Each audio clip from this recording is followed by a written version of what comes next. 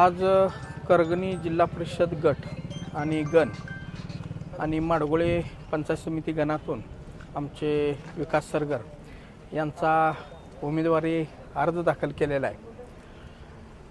जनशक्ती विरुद्ध धनशक्ती अशी होणारी ही निवडणूक आणि पैसे बघून आयात उमेदवारांना कुठेही आपल्या या स्ट्रॉंग पार्टीने सुद्धा कुणालाही कुठूनही उमेदवारी आर्थिक बेसवर दिल्यामुळं एक सामान्य कुटुंबातली तरुण मुलं म्हणून आम्ही या निवडणुकीला सामोरं जात आहे। ओबीसी आरक्षणाच्या जाग्यावर आटपाडी तालुक्यात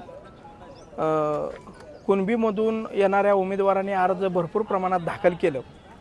आता या आमच्यासारख्या ओबीसीच्या कार्यकर्त्यांना भीती वाटायला लागल्या की ओबीसीचं राजकीय आरक्षण हे संपुष्टात आल्यासारखं वाटायला लागले। याच्यासाठी ही लढाई असणार आहे आमच्या तरुणांची। ह्या तालुक्यातले इतर सर्व प्रश्न घेऊन आम्ही निवडणूक हे गोरगरीब आणि कष्टकरी लोकांसाठी निवडणूक लढवत आहे। याच्यामध्ये ओबीसी पण उमेदवार उभा आहेत, त्याच्यामध्ये एकापेक्षा जास्त उमेदवार झाल्यानंतर मतविभागणी होईल असं वाटत नाही।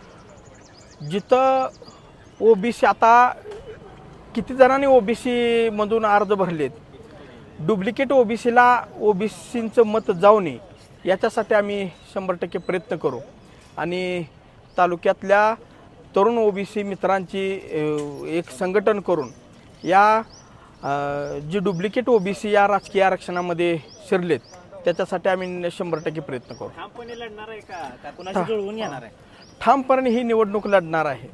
जिथं समजा आज पत्रकार साहेबांनी प्रश्न विचारला की ओबीसी मधून समजा संख्या आपली जास्त झाली आणि दुसऱ्याचा जर संधी साधत असेल तर 100% तिथं काहीतरी तडजोड करता येईल, पण निवडणूक ही ताकदीने लढवली जाईल।